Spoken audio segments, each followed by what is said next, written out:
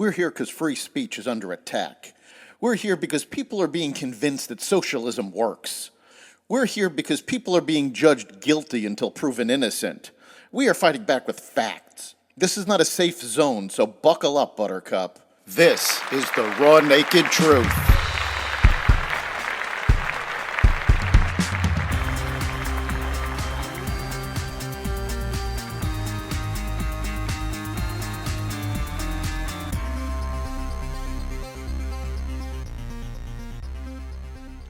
The Middle East continues to heat up, labor strikes ahead, and more. Welcome to the Raw Naked Truth. I'm your host, Eric Lupkin, and here's the news you need to know. Israel and Hezbollah traded strikes as the possibility of a wider war increases. The Israeli military carried out dozens of airstrikes against the Lebanese militant group Hezbollah on Thursday, one of the most intense waves of bombardment this year.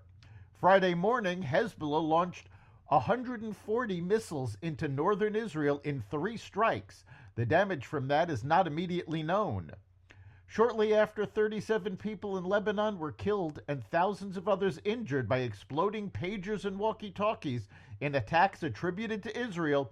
Hezbollah leader Hassan Nasrallah vowed retribution and said the aggression amounted to a declaration of war. While Nasrallah spoke, 2 sonic booms echoed across Beirut in an apparent show of force by Israel. Nasrallah said that Hezbollah, which has repeatedly fired rockets into northern Israel in support of Hamas, will continue attacking until the war in Gaza ends. Experts are worried that the escalating exchanges of rockets and gunfire between Israel and Hezbollah could pull in their respective allies, the U.S. and Iran. U.S. officials are conceding that they don't expect an Israel-Hamas ceasefire before the end of President Biden's term. Meanwhile, Lebanon's Hezbollah militant group is trying to determine whether any of its communications networks are safe and looking for possible moles after a week of blows inflicted by Israel. Israeli authorities indicted a Jewish Israeli man for being recruited by Iran to pursue an assassination plot against Israeli Prime Minister Benjamin Netanyahu and other top officials. Modi Maman, age 73, told authorities he had a lapse in judgment and is now cooperating with law enforcement. Israeli police arrested Maman in August, saying he had twice visited Iran to meet with intelligence officials who gave him various tasks to conduct in Israel. During his latest trip to Iran in August, Israeli authorities say Iranian intelligence proposed assassination plots against Netanyahu, Defense Minister Yoav Gallant, and Shin Bet head Ronan Bar. Authorities say Maman demanded a $1 million advance payment in exchange for his participation, but Iran paid him only 5,000 euros. Senator Josh Hawley on Wednesday sent a letter to acting U.S. Secret Service Director Ronald Rowe, asking him about whistleblower allegations pertaining to the second assassination attempt against former President Trump in West Palm Beach, Florida on Sunday. A whistleblower with direct knowledge of Secret Service protection at former President Trump's golf course in West Palm Beach, an individual who has in fact protected President Trump at that very location, alleged to Hawley's office earlier this week that there are known vulnerabilities in the fence line surrounding the course, including places that offer a clear line of sight to the former president and others playing the course. As a result, the whistleblower alleges it has been Secret Service protocol to post up agents at these vulnerable spots when Trump visits the course. That apparently did not happen on September 15th, Hawley wrote in a letter to Rowe.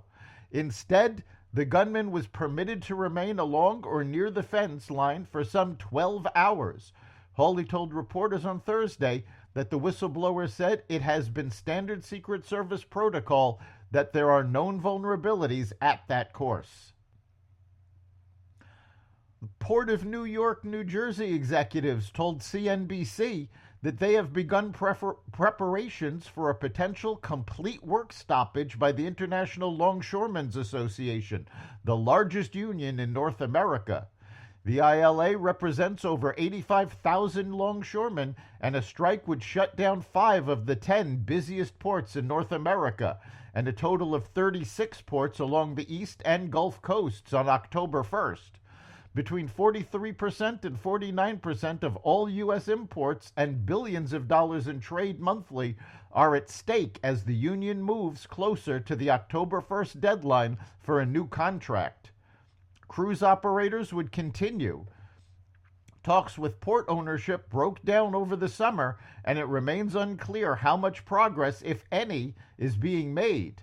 The ILA rank and file recently voted unanimously to authorize a strike, and the group, which represents Port Management, the United States Maritime Alliance, recently stated that it believes the union has already made the decision to strike.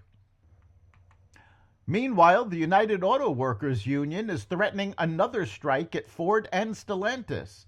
A year after the UAW went on strike against Ford, Stellantis, and GM over stagnant wages, the union warned 2 of those automakers that it could stop work again over local contracts. The UAW announced a strike deadline of September 25th at a Ford plant near Detroit and said it plans to hold strike authorization votes at some local unions that cover U.S. Stellantis plants. The group did not announce any plans to strike against General Motors.